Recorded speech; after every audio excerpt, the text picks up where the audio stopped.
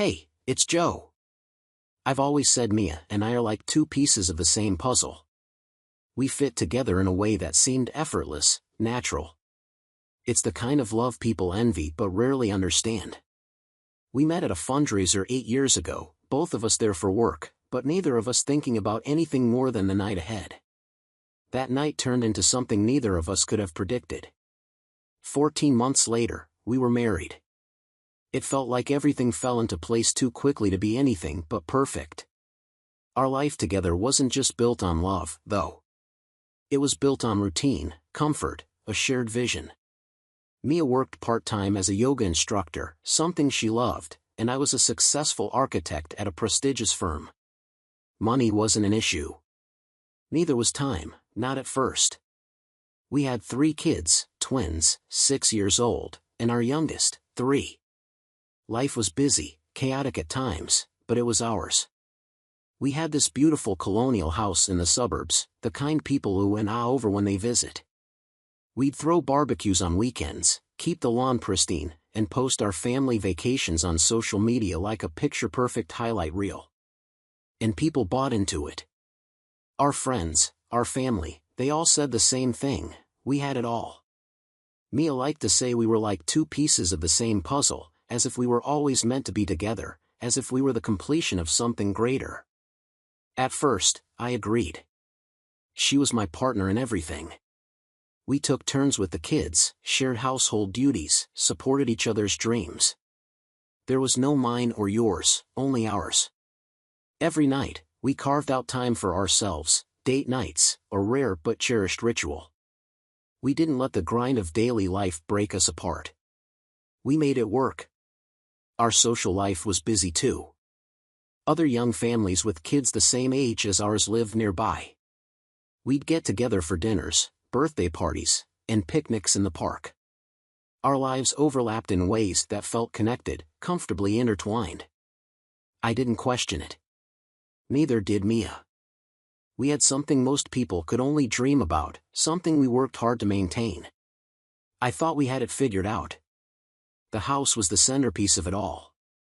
It wasn't just a place to live, it was a symbol of what we'd built. 2 floors, a large backyard with a garden Mia kept obsessively neat, the picket fence that never had a stray post out of place. Inside, the walls were lined with photos, vacations, birthdays, and milestones, proof that we were doing it right. The kids' rooms were filled with colorful toys, books, and hand-me-down furniture. The kitchen always smelled like fresh coffee in the morning, the aroma drifting through the open windows. We were the kind of family people looked at and thought, they've got it together. Our weekends were full of laughter, family trips to the zoo, movies on Sunday afternoons, and neighborhood BBQs. I never once questioned the rhythm of our lives. Mia would often say, 2 pieces of the same puzzle, with that smile of hers, the one that made everything feel right. And for a while, it was. Our evenings ended with the kids tucked into bed, the quiet settling over the house like a blanket, and Mia and I on the couch, talking about everything and nothing. We didn't see the cracks. We were too busy enjoying the show, too busy living the life we'd always wanted. Maybe that's what happens when everything goes right for too long. It starts to feel permanent, unshakable, as if it's meant to last forever. But maybe that's the illusion. We had a beautiful life. But now, I'm not sure it was enough. I used to think love was the answer. That it could smooth over everything. But now, with the echoes of our laughter and the silence that follows, I wonder if I was wrong. It starts like any other Saturday night, just another birthday party. Mia's best friend, Amanda, is turning 30.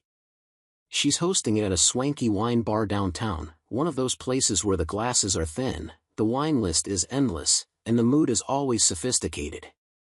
I wasn't particularly in the mood for it, but Mia insisted. She's been stressed lately, this certification program she's been trying to finish for work. I've heard her complain about it for weeks. It's just one more thing, Joe, she said, rolling her eyes the night before. I swear, I can't keep up. I try to reassure her, but I see the weight in her eyes. She's been on edge. So, I agree to go. What else could I do? We get there late, the usual crowd already gathered around the tall tables. The hum of conversation fills the air, and the scent of wine lingers, thick and rich. I grab a drink as Mia finds her group of friends. She's immediately enveloped by them, her laughter cutting through the noise. It's one of those moments when I feel like I'm on the outside looking in, but I've learned to let her have her space. I'm here for her, and for tonight, I can play the quiet husband. The evening shifts when James shows up. Mia introduces him as a colleague of Amanda's, a guy she's been talking to about meditation and yoga recently. I shake his hand, but I don't think much of it. Another guy, another conversation. He's tall, broad-shouldered, and confident, someone who knows how to hold a room. I'm half listening to their discussion when he turns to me. Yoga, huh? That's interesting. I've always found the philosophy behind it fascinating. I'm more into the practice than the philosophy, Mia says, smiling like she's relieved someone else gets it. I try not to roll my eyes. It's just a conversation, but something about the way he's looking at her, that interest in his eyes, it's different from the usual small talk. They go deeper into the discussion, about chakras and mindfulness, and I can't help but notice the spark in Mia's voice. The way she talks about yoga with such passion, and how James listens like every word she says is a revelation. More drinks are poured. The evening moves forward, and I start to lose track of time. Around midnight, the group moves to a club. Music blasts, the air is thick with heat and sweat. Mia's mood shifts too. She's lighter now, no longer stressed but caught up in the flow of the crowd. I don't mind, I'm happy if she's happy. But there's something off about the whole night. A sense of disconnection that grows with each drink, each laugh, each moment when I feel more like a spectator than a participant.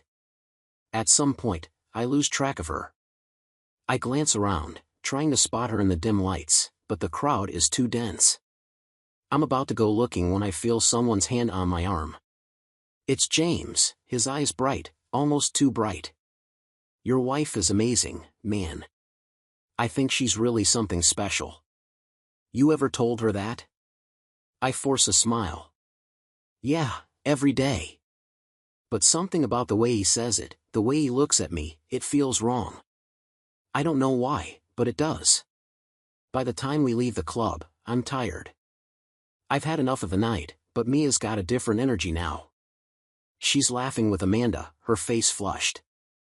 There's something about her that's different, something I can't put my finger on. The car ride home is silent.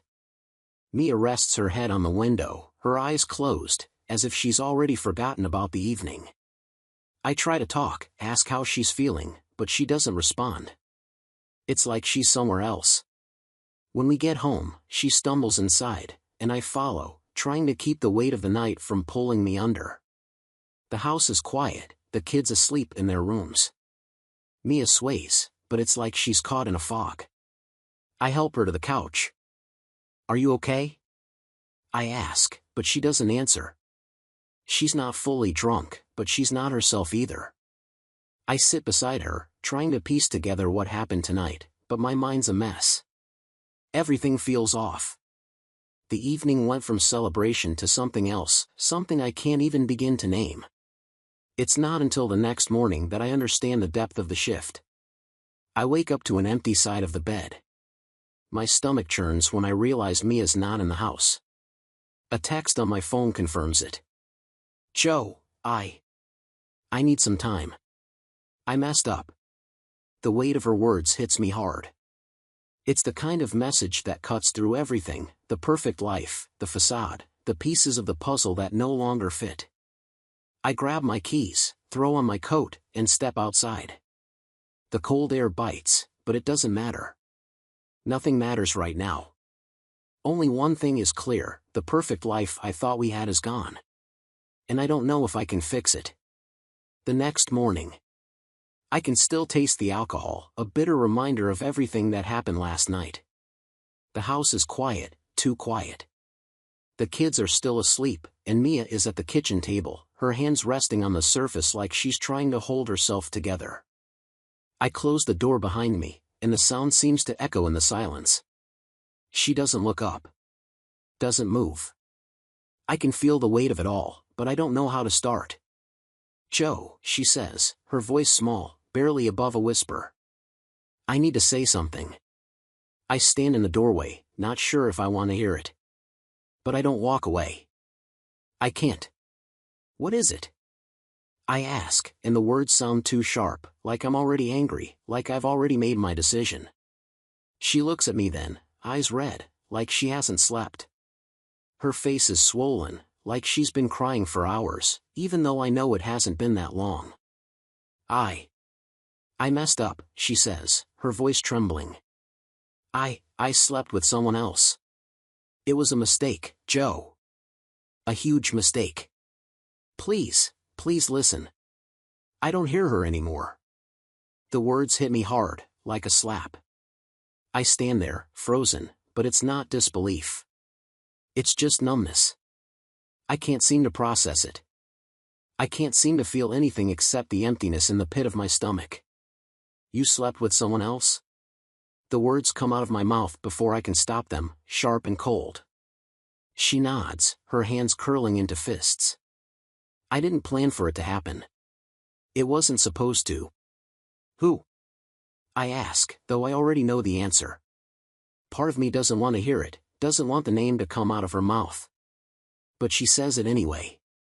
James, she whispers. Her voice is so soft now, so fragile. It was a mistake, Joe. Please, don't hate me.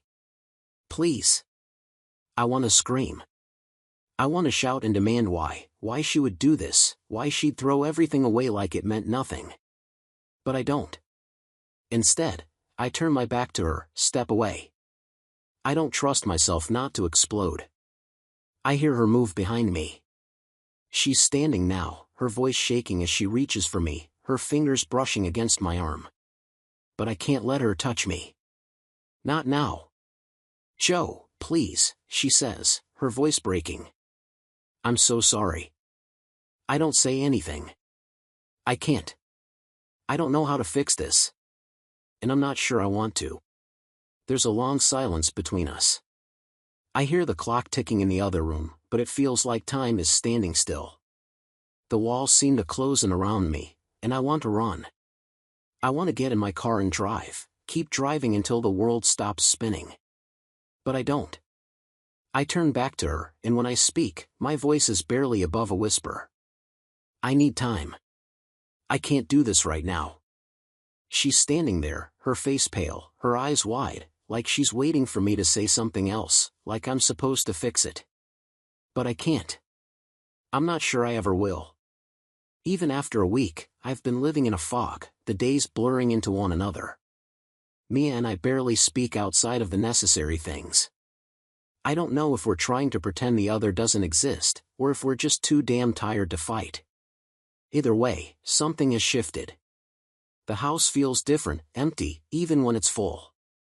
It's another late evening when I find her phone on the kitchen counter, face up.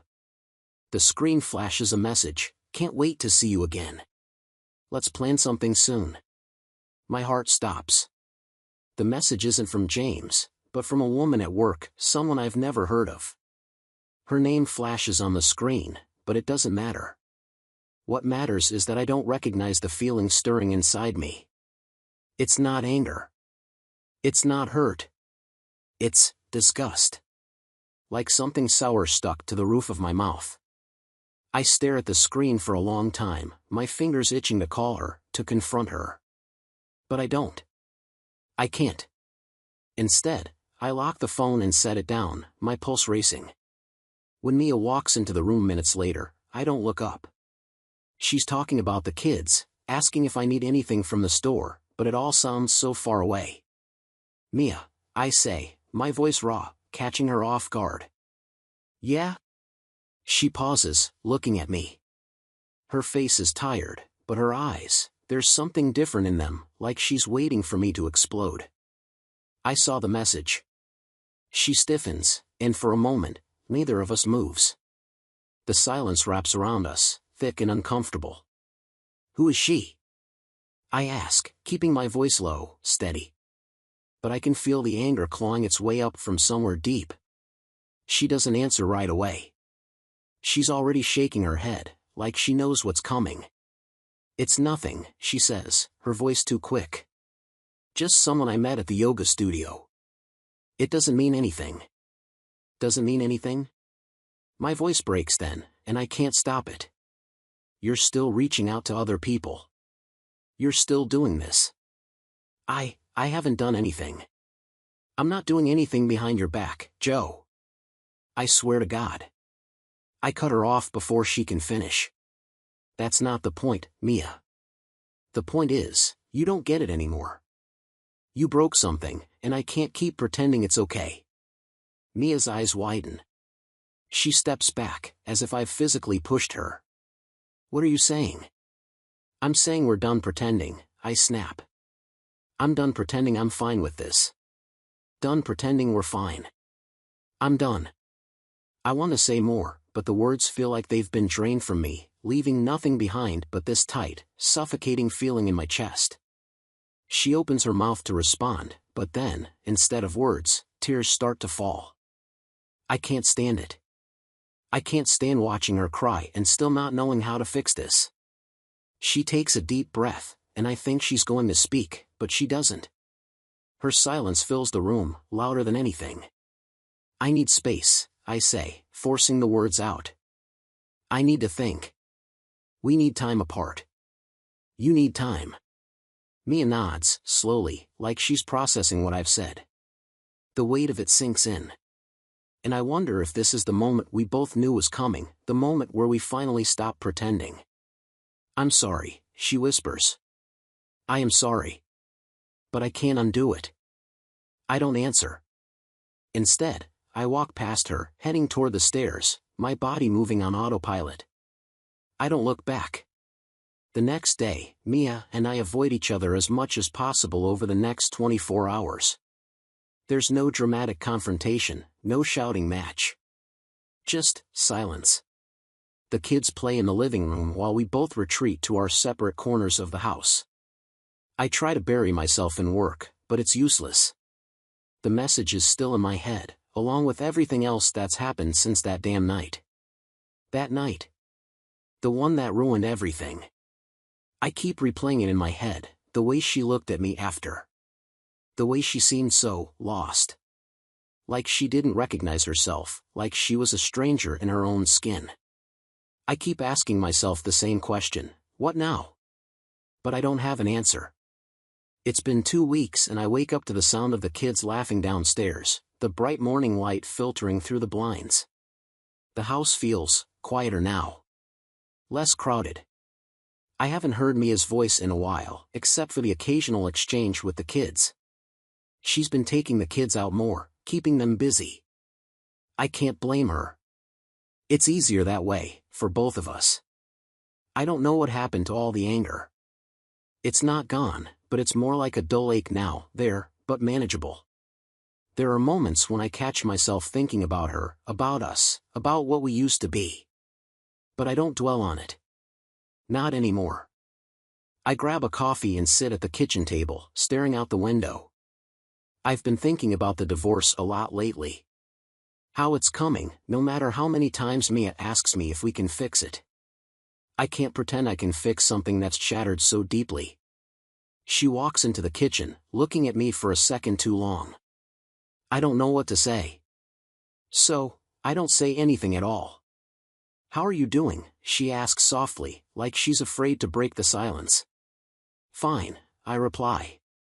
"Just taking it one day at a time." She nods, but I can see the doubt in her eyes. She doesn't believe me, but I don't feel like explaining it anymore. Not to her. Not to anyone. "Mia," I say, the words coming out more gently than I intended. "We've both changed. I can't ignore it. I can't go back to what we had." Her breath hitches, and I see the tears welling up in her eyes. She's always been good at hiding her emotions, but not this time. She's been holding it in for too long.